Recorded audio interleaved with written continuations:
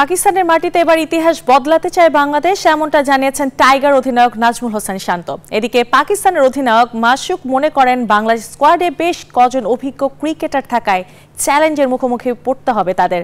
আর দুদিন আগেই একাদশ ঘোষণা করে স্বাগতিকরা। রাওয়ালপিন্ডিতে ম্যাচটি শুরু হবে কাল বাংলাদেশ সময় বেলা 11:30টায়। প্রায় 4 বছর পর পাকিস্তানের মাটিতে ক্রিকেটের বনেদি ফরম্যাটে খেলতে নামবে টাইগাররা। ট্রফি সামনে হাস্যোজ্জ্বল দু দলের অধিনায়ক। দেশে অস্থিরতার কারণে নিজেদের মানিয়ে নিতে বেশ কদিন আগে পাকিস্তানে যায় শান্ত মিরাজরা।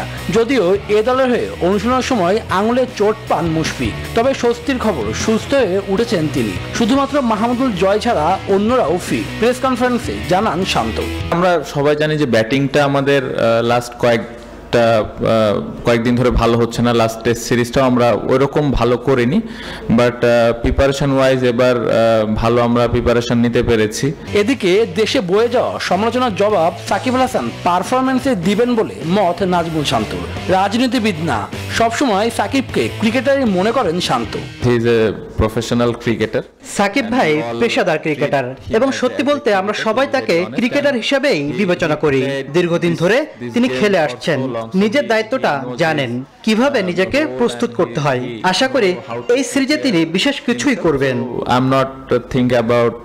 আর পাকিস্তানও ঘরের মাটিতে জয় ফিরতে মরিয়া, কারণ নিজেদের শেষ 3 ম্যাচেই তারা হেরেছে অস্ট্রেলিয়ার কাছে, যদিও সেটা অজিদের মাটিতে।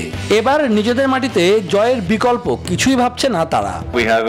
টেস্ট চ্যাম্পিয়নশিপে অংশ নেওয়া সব দলই শক্তিশালী। বাংলাদেশেরও কিছু অভিজ্ঞ ক্রিকেটার আছে, তারা ম্যাচের ভাগ্য বদলে দিতে পারে। দু দল এখন পর্যন্ত মুখোমুখি হয়েছে 13 ম্যাচ, যেখানে 12 জয় পাকিস্তানের, অপরটি ড্র। শুভদেবনাথ, নিউজ 24।